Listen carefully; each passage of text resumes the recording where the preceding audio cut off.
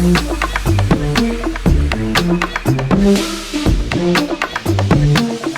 are now listening to Radio HAVN.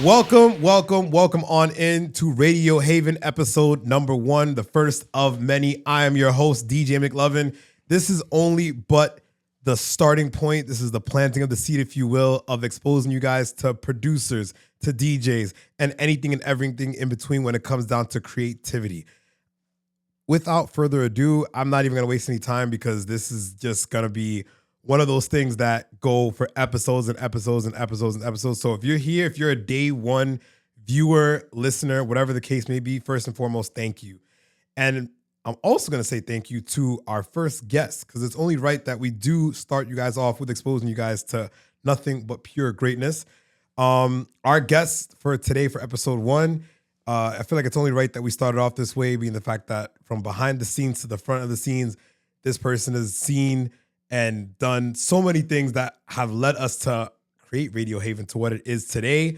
In his own right, the growth is exponential in terms of creativity, versatility, and so much more in between. But I'm not going to give you the biography, because why would I do that when I have him right here in the studio? So ladies and gentlemen, without further ado, KONCIERTO!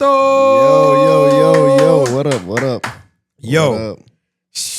You're here. You're episode 1. This is a big deal. All right. So for everyone, no pressure. All right. No pressure at all. All right. So first things first, what's your blood type for the people? Nah, I'm playing with you. How you feeling? How you feeling? I'm good, man. I'm good. I'm lit. You're lit? Not lit like that, but I'm lit. I'm having a good time right now. You lit? You having a good time? Yes. Is it cause where the road has been taking you in terms of just being a creative? Is that like what's creating the vibe, setting the tone for you? I would say so, yeah. I like the people that I'm around with. I like the people that I'm working with constantly. Shout out to Remo. Shout out you. Shout out all the other producers, DJs that we're working with right now. With a lot of things going on. Yeah. We'll definitely get into that as where you are right now, but you know, a tree can't really become a tree until it creates a foundation, until the seed is planted. So for the people that have been living under a rock, for the people that unfortunately don't go on TikTok and Instagram enough, for the people that are looking to flavor up their life a little bit and be introduced to something new, let's give the new people a bit of a backstory. Who is KONCIERTO? Where did he come from? What's going on? Give me the seed. Let's plant the seed first for the people. Quick minor question. You want the name or just like the overall thing? Whatever you're willing to expose to the people. I mean, how much do you want them to know? You know, do you want them to know you personally? Do you want them to know you, like, whatever it is? Yeah, so KONCIERTO, with the whole artistry and everything, before being a DJ, before being a producer, I was a musician. I learned almost 5 to 6 instruments around, like, before quarantine, around 2018, 19, 2020. Of course, during quarantine, I took that serious. Nothing to do after school, just get on an instrument, learn, practice. Or eventually that dabbled into producing music on an iPhone 6 that I had at the time, I think. iPhone 6 or iPhone 11, whatever the iPhone came out around that time. That led to getting on an iMac, to getting on Logic Pro. Logic Pro led to learning how to record artists, mix, master, all of that. But then by 2022, got to dabble into DJing. Yeah, so then from there, since then, it's been keeping the ball rolling with producing, with DJing, with learning, getting better each and every day. Sweet. So before we continue, for all my non-Spanish speakers who are not on Lingo Duo or Babbel or any one of the other Rosetta Stone apps out there that teach you how to speak a different language, KONCIERTO is concert in Spanish, which now I'm sure you guys could tie the bridge together. Multi-instrumentalist, now producer as well as DJ. Let's talk about bridging those gaps, because those are obviously different lanes there. Yeah. How do you find that you're able to mix those things in? Because these are all elements that you just brought up in terms of the origin. So how do those all tie in together? Even with just like learning like multiple instruments in itself, I would say it's not hard once you learn one set of instrument, where if you know the theory behind it, and if you're really into it, it's not that hard to like learn other things if you put your mind to it as well. As corny as it sounds, I'm sorry guys, as corny as it sounds, that's what it is. That's what it is. And I would say the second instrument I learned was piano. From piano, that was pretty easy to learn everything else, because from there I learned bass, guitar, drums, and trumpet, and saxophone. And then with putting that in the production aspect, where I started learning how to produce music, I knew what a chord was. I knew what I liked, what I didn't like. I knew what kind of made sense, what didn't make sense. I'm like, okay, that note don't go with that. This bass note don't sound good with that piano chord over there. So that would correlate with production. Sweet. And essentially, so you went down the producer lane from the instruments. You took them, Yes. you turned them digital. You're working on Logic now. Yes. And then eventually, where did the DJing come in? Because some producers just stick in the studio, you know? As funny as it is, well, before anything, I'm a Latino. I'm Honduran. I'm Salvadorian. I grew up with Spanish music all my life. I grew up with Latino music all my life. And somehow, eventually, like around late high school, college, I got into a really, really like crazy obsession with house music, with EDM, progressive house, the main stage area, even with rhythm, with dubstep, with drum and bass. And I got a crazy obsession with it. Also because I was in the gym a lot. Listening to house music, listening to electronic music is great for the gym too. And with a kid that didn't have responsibilities at the time, with just school, homework, that's it. I was involved in just a lot of sports and a lot of music and just working out every day. Where eventually I was just liking a whole bunch of songs. I'm like, okay, what is this? What is that? I was trying to discover more of it. Where one day I was doing homework on a random night, and then eventually that led to hearing a live DJ set instead of just skipping on Spotify songs or whatnot. And that opened up the mind. So I'm like, yo, I like this. What is he doing? Like, and then seeing like that, digging more into it, we're seeing this is his own music. I like that. And I was already dabbling into producing music. So I'm like, yo, how do you do this? So eventually that started leading into building the production side way more, and then finally being like, all right, I should pick up DJing. I think it should be easy. If I know what audio is, if I know what a mixer is, what channels are, what faders are, like simple things as that.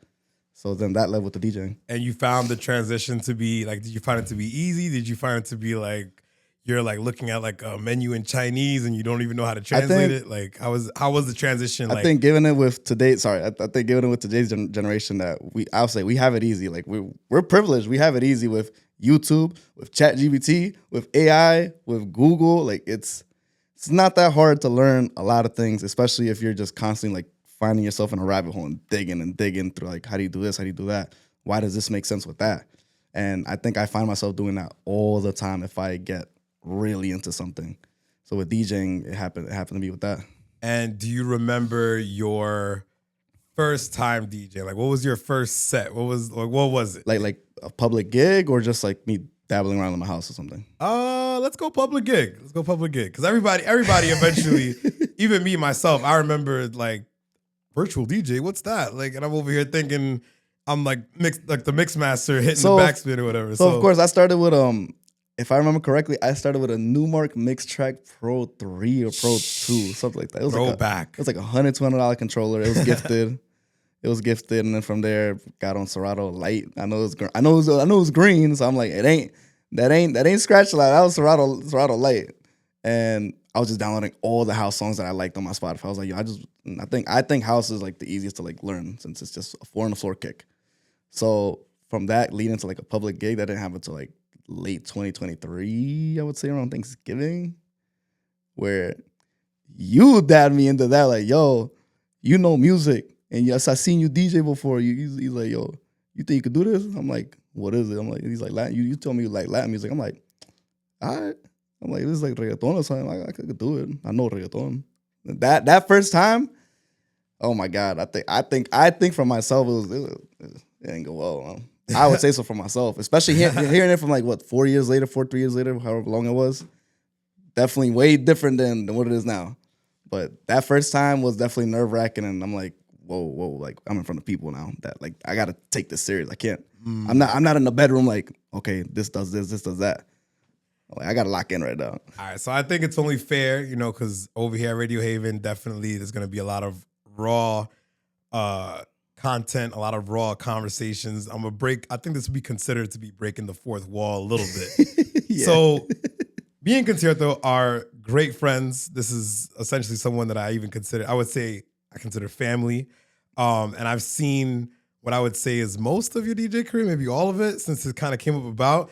And it's still something that till this day is a huge eye opener. And as someone who's been DJing a lot longer, I'm still picking up and learning things, from him that I'm just ever so grateful for. So that's what makes this that much more special in a sense, because I love seeing good people be great and just become phenomenal and just constantly see that evolvement. So I do remember that first time and like hearing like the feedback of just like, yo, like more than an hour and like this is what they want, or like how is it and that's the other thing too. Like something about me, I will overthink. I will overthink through the roof. I will ask a gazillion questions, even when I'm there, even after, even during whatever work I gotta do. And I'm like, yo, I'm not trying to mess up. Like, yo, people got phones now. They'll be like, yo, what is he doing? Like, yo, I don't want to end up on Instagram and like, yo, this guy sucks or something like that. And you know what? That's actually a point that I think is actually critical to touch in terms of giving an opportunity for people to get to know you, because obviously, regardless of whatever kind of creative or kind of person that you are, whether you're someone that's as widely known as like Drake or Bad Bunny or Tiesto, or you're someone that's more locally known, inevitably in life we all go through hardships, through challenges, through obstacles. And you kind of reeled off and touched a little bit on some of those things, and one of those things being like just overthinking a little bit. So let's touch on that a little bit. What would you say are like some highlightable challenges or obstacles that maybe you faced or still face till this day in terms of your journey of being a producer and a DJ? I think with the production, I think a lot of us producers do go through that, which is, this is master 1. Oh, no, now this is master 2. Now this is master 3. Now this is master 4. Now this is master 5. You're rethinking. And for me, back like when I started out, it was like always going back and like retouching this, retouching that. This is too many fills. This is not that many fills. Or nah, this is and then going to do a card test, a Bluetooth test, or a speaker test, or a headphone test. Like with the producer side of it, I would drive myself nuts with that, where I'm like, nah, this isn't good. I would try to get everybody's opinions on it. And even if 9 out of the whole 10 people said it's good, I'm like, nah, he still thinks it's bad though. I'm like, what am I missing? And they're like, yo, you're overthinking, bro.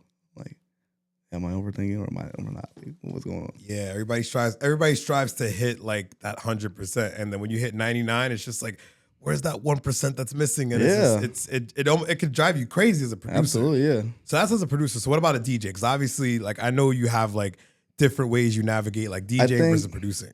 I think as a DJ in the beginning when I started out, it was a big struggle. Over time, we do tend to like as DJs, we do tend to see it like, all right, like you can't control it, which is pleasing the entire room. You're not going to please the entire room. You're not always going to please the entire room. And in the beginning of my DJ career, I was like, yo, they moody over there. Or like I'm noticing. I'm like, yo, they just chilling. They still sitting down. Or like it could be 90% of the room up, and I'm like, why are they not getting up? Or like, why? Like, am I dragging it, or am I doing too little? This and that. But over time, that little thought like started going where I'm like, yo, you're not gonna please everybody in this world. That's a super big deal. And I think that's definitely going to be a constant advice for viewers out there. Like, especially if you're a creative, you're never going to please everybody. Yeah. It's practically impossible. Even non-music related, creative, Yep. Every creative, whether you're an artist that does paintings or sculptures, you're a producer that produces one specific genre, there's always going to be like an A side and a B side, and then even a C side sometimes, where it's just like, we like some stuff. Oh, we like everything. Oh, we like nothing. And it's like a crazy thing to think about. And to actually have to witness that in real time as a DJ, that could really off-put the energy you walk into a club with. Like, has that ever happened to you where like you came in, you were like, yo, like I'm ready to go. I'm feeling good, slept great, I'm looking good.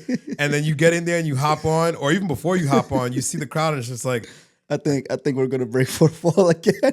Oh, God. We're probably breaking fourth wall again. This is probably going to happen like a couple more times on this. This was this year too. This was back in January. Popping up. This is a full-blown reggaeton party. I already heard the room. I was behind. I was grabbing a bite of food real quick. I'm like, all right, I already know what I got to do. I'm closing, so I already know like what form I got to touch on, what I could do, what I'm not. I shouldn't do too much because I already heard the previous DJ play and whatnot. I get there, packed out room. I'm like, all right, we it's go time. It's go time. And another little point as a DJ, we know if we're gonna warm it up, or we're just gonna go straight into it, or you're gonna do this or that. Like, and that that night was specifically like, all right, now we got to go straight into this. Like like that crowd was ready to go, ready to get down. And I didn't even click play on the first song. There's like 4, 5, 6 guys like, yo, play this song. I'm like, yo, bro, I didn't even get to connect my laptop yet. Come on. He's like, all right, oh, good. 2, 3, 4, 5 songs in. Yo. I'm like, yo, it hasn't been 10 minutes yet. They're like, all right. They come right back after that song when I said it hasn't been 10 minutes yet. I'm like, yo, y'all gotta chill. Y'all gotta chill. When eventually like, yo, there's gonna be consequences. I'm like, all right, nah, yet not. And it was like, yo, 5, 6, 7, 8 people all around this booth. I'm like, yo, y'all are all pissing me off right now. That led to too much. I'm like, yo, y'all already ruined my mood for the whole time now. But there's hundreds of people there. You can't let that get to you all the way. As much as it did a little bit, I'm like, nah, like I can't leave. I cannot. That's gonna look bad. I got to do what I got to do. This is work at the end of the day. This is something that I love to do. This is work at the end of the day. So we still got to do what we got to do. I mean, there's count. As long as I've been DJing, there's countless stories where that level of overwhelmingness can just come out of nowhere, especially from people that are technically still a part of the audience. And if they even have that access to get to you in some capacity, because it's one thing you could ignore it if you see someone putting up their phone and just being like, oh, like play Bad Bunny or play this or play that or whatever. Like that's at a distance, especially when they don't have access to getting to you. But in a situation like that, which unfortunately I had to witness, and even witnessing it was brutal. It was just like, yikes. I feel so bad, and luckily like had the wherewithal to be like, yo, I'm gonna just get security and post up over here. But it does pose a lot of different things, and that's something that can play a role into like the mental headspace as a creative. And it's a lot to absorb live in the moment when you have no time to reframe, reshape. You have to be able to flick switches on the spot. Exactly, So with that, like, is there any, like, do you have any, I guess, coping skills, or like, what would you say, like, in terms of like how you do it? Because it might be beneficial for somebody else that's watching. In a situation like that, what is like your fix, or like what's your go-to move in terms of like how to navigate those pressurized spaces of being put under pressure or being extremely highly demanded of and not being able to be in that free state of just being a creative? Yeah. Well, the way I do work is first things first is if it correlates with the job that I've been told to do, like if there's any format given, and if it correlates with it, all right, we'll see what we could do. If it don't correlate, I'm like, yo, bro, I appreciate that you want to know, you want to ask for a request and all, but we can't do that. We cannot do that. No lo puedo hacer, hombre. Can't do that. But yeah, like I mean that's as simple as it is. And there's a lot of people that don't take no for an answer, which tends to be annoying. But I'm like, yo, you just keep saying no. I'm like, yo, that's it. Like you could leave. I don't like being that guy. I don't like being that guy, but you keep pushing buttons, you're gonna receive the same answer again and again. It's super tasking and super trivial. It's one of those things where it's like, it can also be one of those things that, depending on like how consistent it is too, or how strong it is, it can really make or break like how the rest of the set goes, especially if it's something that's happening before you get on set, before you even plug in your laptop. Sometimes you just walk in and you just put your bag down and they're over here demanding stuff like it's like your Burger King. Like and it's just I would say I think I am one that I do take requests. Once again, if it correlates with a job that I've been given for the set, or if it's a full open format set, or something I'm doing for myself, if it works, we gonna see what we could do. If it don't work, no, like straight up no, N-O, no, bye. Like that's it. Like please have a good time. There's almost the party could be 4, 5, 6 hours. You're gonna tell me you're not gonna like one thing in the whole 6 hours? I've witnessed it. Not even just with you, but just again in general. Whether I've been to a spot as a guest and I'm just looking to hear some new sounds and just go out and vibe, like I call it just being a civilian. Yeah. Because that's so tough sometimes, where you just go out as a civilian where like you're not DJing, especially like when you're early on in your career where you feel like you have to DJ as much as possible. Mm-hmm. And then you rarely get a chance to just go out and just be a guest and just like go like as everybody else, like a regular party goer. Yeah. But it's actually insane. Is there a part that comes up in your set that people don't know? Because this is also me kind of slowly making our way into what we're gonna get into, where it's not just because realize something. It's concierto, not DJ concierto. Like I'm DJ McLovin, but it's not DJ concierto. So essentially, producer, DJ. Is there an artistry that you would say like is a highlightable thing about how you perform that people definitely should take note in? Excuse me. Yes, absolutely. So once again, beginning with DJing specifically, what got me into it was a lot of house music, where that led into a big inspiration to make a full-blown album. Where at the time, it was a lot of big room, a lot of main stage house and all that. So back in 2024, I dropped a full 10-track album of just all that type of vibe. Big room, progressive, and all that type of vibe, where eventually the year after 2025, I did take a break where I was slowly like practicing, getting better and crafting the tool of DJing. Where fast forward to now, I did drop a track back in January this year, Sueños, check that out. Dropped in January 30th, I believe. That's a full-blown Afro house track, completely different to the whole like main stage vibe. And once again, because I kept dabbling and listening to so much more music when I was crafting and like practicing with DJing, where I'm like, yo, I like this now, I like that now, I like this now, I like that now. Where over time, all that does correlate with when I'm DJing now, where I'm like, I like building a crowd up, or I just like keeping that all-time high, or we're just gonna do this and go there, or we're gonna go super like a big detour in the set, but we're still gonna bring it right back. Like it does give me a way where I'm like, there's different ways to go about a set, not just the same plan A every single time. So do you have like a blueprint? Like let's not lay out the whole blueprint, because obviously, we're not trying to give anybody any more steam to try to duplicate what can't be duplicated. Because like I say, often imitated, never duplicated. But is there like, I guess, is there some of the blueprint that you could spill for the people that kind of give them a little bit more of an insight of like navigating the creative space, whether it be as a producer or as a DJ? Because like you said, your EP is completely different from the track you just released in January. Given that it is still within the umbrella of EDM, electronic dance music, people will hear it. That's like a big main stage, a lit rave, full on vibe, and the Afro is like chill sunset behind a rooftop or something like that, like Ibiza vibe, like chill Ibiza vibe. Yeah. Is it ever a worry for you? This is a question I'm going to say this is a question that I wonder about, that I'm sure I hope a lot of other people wonder about too as well, because the difference between your first EP, what you originally started producing, versus what you're producing now, they're different. Yeah. They're completely different things. Yeah. Like you did your EP, that was all original work. Now you're getting into after you did Afro House in January. Yes. And you've also since released a number of different remixes as well. Yes, I completely forgot about that. Yes. You dropped a lot of edits, and there's nothing that sounds the same. Everything is just like different planets, different this, different that. So is that ever a worry for you, where you're worried about like people not being able to like put you in a lane where you're very versatile and just opening up to different sounds, different genres, different horizons? I would say so, yes. And I also remember we just skipped the previous question you were going to ask me. My bad about that. But I would say it's similar to both of these questions are very similar. And the way I would say is like, as a New York DJ, I will take pride that I like that I am a New York DJ, because in the state of New York, there's so much culture, so many different people from all over. You have people that are diehard house music fans.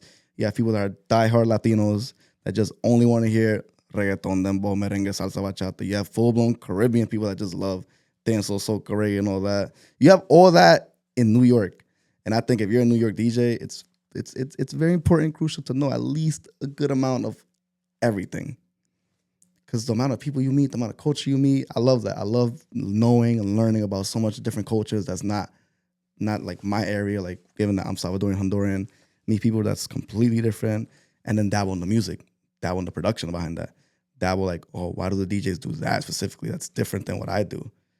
Like, a Latin DJ could be doing something that's completely different than a Caribbean DJ, whether it's like talking, the way they talk, or the way they mix. Or the house DJs could be doing a lot different things. Like, given with house DJs alone, they're always on USBs. You look at a lot of Latin DJs, look at a lot of Caribbean DJs, look at American DJs. It's always laptop. True. A lot of what you said, it's something that's resonated with me for years. It's something that I too also take a lot of pride in, being from New York, originally from Brooklyn, and just being in a place where quite literally every city, town, neighborhood you go into, it smells different, it sounds different, it looks different. You're just in a place that is completely drowned and drenched in culture from all aspects and walks of life, where people come over here to achieve so many different things in so many different ways. So as a creative, how does that element of being in a space like this contribute to the edits, the mixing, the music, the interest? This is where some of the sauce comes in now, because as a concert, when you see a lot of components in a concert and what makes to be a great producer and DJ. So how does that tie in to your creative space now? So I would say for me, first with the DJ aspect of it, I like trying my best to find out before getting on what type of people we have in here. Do we have full-blown Latinos or full-blown Americans or full-blown like house lovers or full-blown Caribbean people, or we have a mix of everything? And even when getting on set, try to find something that's someone everybody will know. If it's a mixture of a whole bunch of everything, try to find something that everybody knows, and from there, like really try reading that room. Like, all right, we have a little bit of this, a little bit of that. So now from there, mentally, I'm like, all right, we're gonna touch on this. We're gonna go into a little bit of segment of that, and so forth. And then as a producer, I love mixing both worlds together. Like, I know one edit I made a while back. Big famous song from Daddy Yankee, Pose, which even the original song is very versatile. Yep. People think it's a reggaeton, but it's more like more electronic based too. Because that was back in the 2000s where reggaetonero producers were doing a lot of like that electronic element in it. And then I discovered like that I'm a piano sound. And I heard a lot from you, and I heard a lot from like other people. I'm like, yo, what is this 115, 112, 113 BPM area? I'm like, this gives Afro to me. I'm like, yo, Bossa is around that same tempo. I was hearing Bossa on a random day. I'm like, yo, Bossa has that synth. This synth can work with the percussion element of that Afro, of that I'm a piano wave. I'm like, yo, let me cook up some remix. Cook that up. Did the same thing for like another Spanish song. I think I did the same thing for like a pop song, like an American pop song. But bridging those two worlds together, I love bridging two worlds together, whether it's Afro or Caribbean or Latino or reggaeton or house, Latin house or tribal house or Afro house.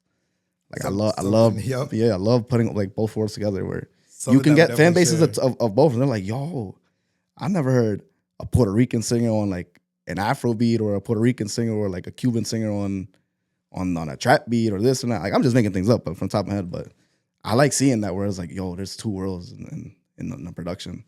Is there ever a part of you, like when you're doing this live, because there's definitely videos that you posted of you doing certain things. Like I remember it was both on your TikTok and Instagram, but the past holiday season, you were one of the DJs for Frosties, which was a pop-up holiday shop in Times Square. Yes. And you're thinking holidays, you're thinking Wham, Last Christmas, and of course the overplayed, oversaturated, we need a new one, All I Want for Christmas, Mariah Carey. Like that gets played every single time. But you know, people came out there and they wanted to party a little bit. Is there ever a part of you, whether it was that or like another moment where you were a little bit nervous on putting something in that you knew that wasn't going to work for the majority, but was going to work for like those 2 to 3 people that were there? Yeah. I would appreciate it. Anyway, I like those risks though. I like those risks because one, I'm trying to make sure I don't sound the same as somebody else. 2, someone in the room will notice and we're like, yo, did they just really do that? Just with whether it's a good or bad reaction, you still reacted. I still got your attention somehow. You could talk crap or you could talk good. I'm like, yo, but I got your attention now. Now it's up to you to say or go. But I do remember, I guess this is giving a little bit of sauce away, but that's just something else now to think about. There was Santa Tell Me for Ariana Grande, right? Santa Tell Me if you're really there. Boom. That's a pop song. It's like 103, 104 p.m. Yeah. Nice pop song, nice vibe. Everybody knows it. I'm like, yo, I want dance all behind this. I'm like, I want dance all behind this. I was like, I don't want reggaeton because it's too heavy, but let's try something different. I'm like, I'm like, yo, I think you know. What's the name of that rhythm from? Girl, wind up, rock up your back. Oh, Moscato rhythm. Moscato rhythm. Yeah. Moscato rhythm's the same key. That's another big pet peeve of mine. I like everything in key. It has to be in key. If it's not in key, I'm wilding out. I'm walking out the room. The Moscato rhythm is the same key as that Ariana Grande. So I'm like, yo, let me make some like transition. I think I found an edit. I think I like retweaked or whatever. I'm like, all right. Because at the end of the day, it is Christmas season. You have to play Christmas music. Whether you like it or not, it has to be Christmas music. Everybody's coming out for that, especially in Times Square. Have to play Christmas music. So I'm like, all right, we're going to play that. Let everybody get the original quick. Then at some point, it switches into the Moscato rhythm with the Ariana Grande song. So now you hear the Caribbean people like, hey, is that dancehall? I'm like, yeah. I'm like, yo, I know I got Caribbean people in here. Da-da-da-da-da. So do that. So that which is the dancehall world, pop, and then Christmas on top of that. Worked every time when I was playing that song. So instrumentalist, producer, DJ, you've explained how you bridge the gap between going from playing the instruments into now producing them essentially in a lot of different ways.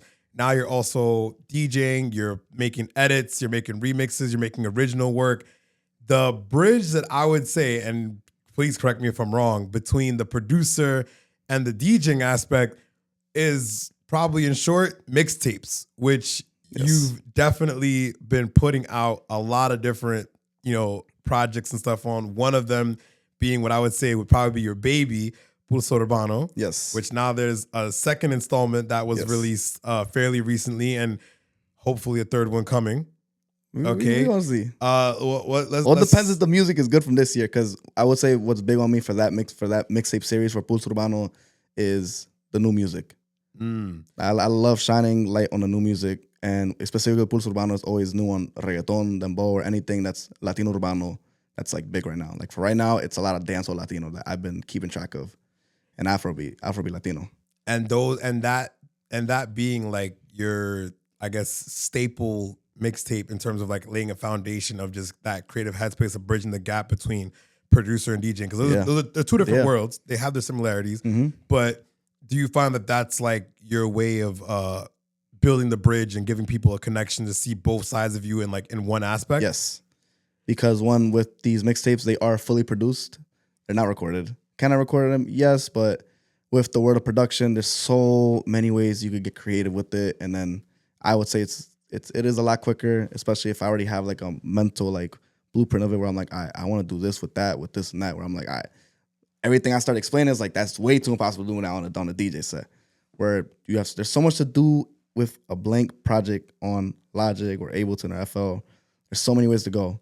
And specifically with Pulso Urbano, I love finding other random genres, whether it's old or new, bring an instrumental, put that on a current new song, or put two different beats together with that, or like do a whole remake where I get this melody from this Afrobeat song and then this bass from this reggaeton beat and then this type of like hi-hat or clap from like a house. Like, I'm just making stuff up. Like, there's so much you could do with production alone. And then with the DJ world of it, like, yo, just build it up, have a vibe, or just let it be full-blown party mixtape and all that. Yeah. And tying those two in together is quite the skill set. So now that we've given people a chance to see what makes KONCIERTO who he is today, is there anything that they can expect that's coming up in the near future? Any projects, any mixtapes, any originals, remixes, edits? Like, what do we have coming up? So, yes, I appreciate that. Thank you. So right now, what I am doing is I'm doing doing a nice little chill series where it's like just quick little like 30-minute mixes. It could be genre based or two little genre bases or so. That's at least once a month or once every other month or so. In between, I do have a house track coming out for later this summer. Shout out Tremo. This is a house track that me and Tremo have had in the vault for a while. We've been gatekeeping that for a while too, and seriously. That was actually, I know I'm getting sidetracked too much.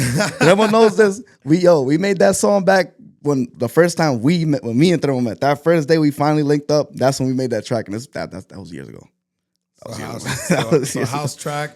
That's a house track. So that's for escuchas, summertime. Yeah, Solo episodes? Escucha series. That's at least an episode every other month or so, every month. And then I have production-wise, aside from the house track, I do have a dancehall Latino project that I'm working on right now. Currently with Mi Hondureños. Oh, man. So that's another little thing cooking up right now in the vault. Shout out to all the Hondurans. Shout out to all the Salvadorians. Shout out to Central America. Shout out to Central America. Period. El Salvador que vive Honduras. Ya tú sabes, man. I can say firsthand, listen, book the flight, go. Okay, I love El Salvador, love my pupusas, love my horchata. Like, book the trip, go see it for yourself.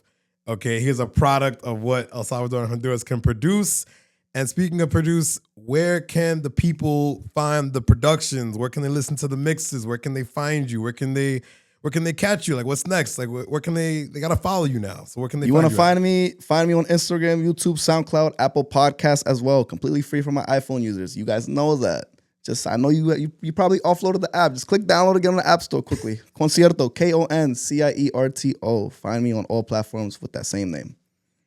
All right. And for the first episode, this is only but the tip of the iceberg and what is to come from who we're planning on bringing in over here, from DJs, producers, creatives of all kinds. No matter what it is that you do, the creative world is an endless world, and we want to find out who we can bring in, who we can shine a light on, who we could talk to a little bit, and maybe inspire you to follow them or become more creative yourself. I've been your host, DJ McLovin. Thank you once again for joining me over here at Radio HAVN Concierto. Radio HAVN, until next time, we'll catch you. What's up, guys? That was episode 1. I hope you guys thoroughly enjoyed.